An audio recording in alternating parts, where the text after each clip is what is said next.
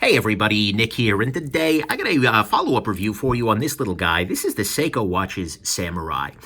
Sometime back I posted a review, but it was a quick review, meaning that I was able to borrow the watch from my buddies over at Lewis Jewelers for, a couple of days. And I wasn't really wearing it out because I didn't want to damage it or anything, but still, I gave my first impressions on it. But one thing I was very curious about is that this was a watch I knew from my initial review that I liked. It's a good watch, 100%, but it's always different to have something on your desk than to have it on your wrist for a while. And so I have gotten a chance, thanks to my buddies over at Lewis Jewelers, to wear this guy for a while. In fact, I've owned this guy for probably a little bit more than 6 months now, about 7 months, and it's gotten a bunch of wear. Not necessarily every day, certainly, but, it's probably gotten a solid month of wear during that time, and so I have a really good sense of how this guy wears on the wrist, and I wanted to follow up, talk about my review, and talk about sort of what has changed and what remains the same.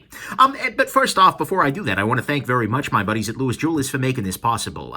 They are over in Ann Arbor, Michigan, and they are a great store. Not only are they my watch pusher, generally speaking, they're the people who sold me my Omega, my Breitling, actually both of the Omegas. But anyways, they've been a very expensive place for me, but they've also been really good to me. And they can be very good to you too. If you, they are a full-line Seiko Prospects dealer. They also do Breitling, Omega. They do, what else do? They do a bunch of really cool stuff. Tag as well. And they've helped me out a lot in the past. But anyways, if you're ever looking for this guy or any other watch from them, go on ahead and talk to DK, give him a call, Lewis Jewelers, and you just say, hey, Nick sent me, and they'll hook you up with some promotional pricing. That's a beautiful thing. So anyways, keep that in mind, and thank you very much for that. Next thing, let's do a size comparison. Actually, we're not going to bother with a size comparison because I already did that in the original review, and actually, that's kind of my plan here.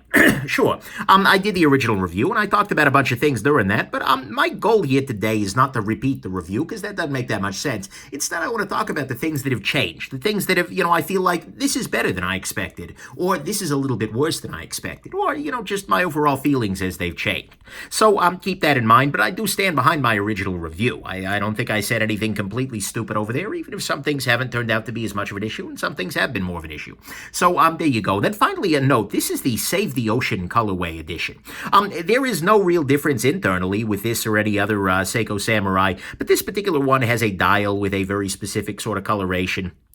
As this blue to black, I happen to find it really freaking attractive. So I think this is absolutely beautiful, but this is basically going to work the same as any other Seiko Samurai, and my advice that I give you here will be the same as any other Seiko Samurai. So, anyways, let's go ahead and talk about the things that I ended up liking more than I expected over time, and the things that I ended up liking a little bit less. So on the good side, one thing that is a major difference, and in fact played a huge role in this, is changing the clasp. This originally came with the Seiko original clasp with the floppy divers extension. This piece of hot garbage right here. We'll talk about him later. But one of the very first things I did after I got the watch and wore this for a couple of days with the freaking clasp is, hold on, I need a good clasp. So I actually went to Strapcode. They're an online retailer. They sold me this little guy. It's a wetsuit ratchet clasp, and it has the advantage of not only being more comfortable, ergonomically speaking, but it also has a toolless quick adjust. So you can pop this guy out and wear it on the wrist at whatever. It's just such a nice thing. It really made a big difference. It's $70, but just budget that into the cost of the watch because it doesn't come with a clasp as far as I'm concerned. So, and also budget some time to take the sharp edges off of their strap code. You're making me do your job. But nevertheless, it makes a huge difference. And so adding that to this watch really changed the game. It brought this into a whole different class, or a different clasp. A whole different class is what I meant to say, but I think the pun was better, right? So that was a major difference. Next thing, size-wise. This watch actually ends up wearing a little bit smaller than I expected. If I put this guy on my wrist, you can see here that although it is actually reasonably large, I mean, it's a 43mm watch, the fact that it is relatively narrow on the wrist actually makes it wear better than I expected. Sure, it's also a little bit on the taller side, but the thing is, again, it's not turned out to be so bad. Yeah, it's definitely big. Yeah, it's definitely heavy. I feel it, but in practice, the size has kind of disappeared after a little while. And I wear other watches that are reasonably big as well, like, my the Seamaster Planet Ocean here is sort of my dive watch of choice, but nevertheless, and it's also kind of a beefcake, but nevertheless, the size hasn't bugged me as much as I thought it was. Next thing, the movement on this guy has actually been pretty good for me. Both in terms of I've not had any magnetism issues, given I mostly wear this guy on the weekends and magnets mostly at work in my life, but still, that hasn't turned out to be a problem. But actually the accuracy's turned out to be pretty good. Unfortunately, Seiko offers an acceptable range of accuracy from minus 35 to plus 45 seconds per day, both of which are completely freaking unacceptable, but nevertheless, this particular watch, it turned out to be just fine. It's running roughly plus 3 to plus 6 seconds per day in everyday wear. I mean, you know, a little bit more variability there nevertheless, but still, in terms of overall accuracy, it's been fine. It's not amazing, but it's certainly good enough, and given that most of the time I'll wear this for a couple of days, and then I'll switch back to the Omega, or I'll switch back to one of my other watches, so, and this guy ends up running down, and next time I pick it up, I reset it. It's not generally a big issue. Would I like more accuracy? Sure, but I'm an accuracy snob. This has turned out to be just fine for me. Next thing, another thing that's turned out to be just fine is the crystal. The crystal is a mineral crystal rather than a sapphire crystal. You can see here there's not much in the way of anti-reflective coating, but again, $500 watch, I can live with that. But more importantly, what you're not seeing here are major scratches. Despite wearing this a fair amount, I've seen no evidence of scratching on the mineral crystal. Part of that is because actually the bezel on this, as you can see, is actually above the level of the crystal. So any blows that the crystal might take very often will glance off the bezel first. And so that's kind of a nice thing. Mind you, this could change tomorrow, and this is probably still not the thing I would recommend if you're going to be rolling around in a pit of sapphires. Not that that comes up super often, but still. That is a... Okay, maybe never. Either way, that's definitely a lot. It's turned out to be a non-issue in my everyday life. One thing that I've turned out to love a lot is this colorway. The Save the Ocean edition here is, in addition to being, you know, just generally very attractive, it has a very nice color change. I'm going to kind of go ahead and shade this a little bit. You can see that when I shade it a little bit, it goes to a darker blue, and then as I keep shading it, it goes darker and darker. And I just love that, as well as the gradual fade from blue to black. Every damn time I look at this watch, I'm actually very impressed with it. It is a dial finish that feels like it's batting above its, its price point, so to speak. It's just very attractive in a bunch of lighting conditions. Then finally, speaking of lighting, the lume on this guy is astoundingly good. Go ahead and charge this off screen with a serious duty flashlight here. You can see here that this lume is just like bazam. I mean, seriously, loomed pips and then loomed hour markers, and the indices are clearly demarcated, where you've got the 2 pips up at the 12. The hour and the minute hand are unmistakable, and even if they happen to be on top of each other, you just have something that looks like a rocket ship, and you know that that means they're on top of each other. This is a really, really good lume. I can wear this and have no concern overnight. I mean, this is, you know, this is serious business lume. I really do appreciate that. And so to me, those are the things that have really been surprisingly good. The lume is really nice. The colorway, and frankly, I still love this design of the Samurai.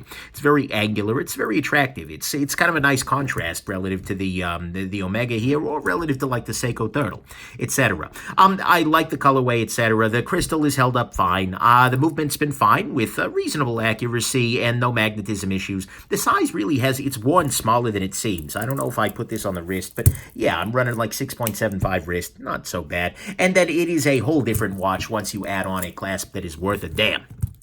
So all of those are the good things. On the bad side, to start with, unfortunately, Seiko's clasp is a piping hot, steaming pile of garbage. Some people are thinking, oh, Nick, that's unfair. But the thing is, you probably have bigger wrists than I do. The problem with Seiko's clasp, in addition to the fact that there's like no quick adjust or anything like that, is that it has this little floppy bit here. And this little floppy bit works fine, except if you have relatively small wrists. This is going to be pressing into your wrist the entire time that you're wearing it. Maybe if you have bigger wrists and this whole thing lays flat as one contoured bit, you're going to be okay. But for me, absolutely not. This was just a pain point. And the fact that you can't, if your wrist swells up a little bit, adjust to that, this is absolutely just not a good clasp. If there was a way to remove this damn little dangly bit, it would be a lot better, but it would then be the same damn clasp everybody else is shipping, and that would be a different thing. So this clasp is just garbage. No. I'm sorry, Seiko. This shouldn't belong on a $70 watch, let alone a $500 one. So get rid of that as quickly as you can and put it onto a decent clasp. Next thing, the accuracy, like I said, it's fine. It works okay, and especially if you're going to be wearing this, and I know I have this in both the good and the bad, but I'm still not necessarily a big fan of that kind of accuracy level. I'm used to quartz. I'm used to coaxial escapements with crazy accuracy. It's definitely a little bit frustrating, but, you know, whatever. I can live with that. The other thing that's a little frustrating is the power reserve. This is a 40-hour power reserve. Now, mind you, that's pretty default. A lot of mechanical watches do that. But the thing is, like 40 hours versus 55, it doesn't sound to be all that much of a difference, but it felt like very, very often I came back to this guy not running. And, you know, because after 2 days, you take it off. I don't know. So I do definitely prefer a little bit longer power reserve. There were many times where it was like, really? Am I having a reset? Okay, whatever. I can work with it. It still does remain a little bit on the thick side, and that's definitely a little bit annoying. I find this watch to be a little bit cloyingly thick. If they could slim it down a little bit. I mean, okay, when was the last time you saw a really fat samurai? Yeah, there you go. There's your argument right there. And then it also remains very, very heavy. This watch comes in here. Let's go ahead and throw it down on the scale. This watch comes in here with the strap code clasp around 6.63 ounces. Compare that to the Omega. I think it's actually not so far off. Omega may be a little lighter. Yeah, 6.04 ounces. They're both a little beefy. Both could stand to lose some weight, but this one particularly, you feel it on the wrist 100%. And really, this watch in titanium, oh yeah, Seiko, get on it.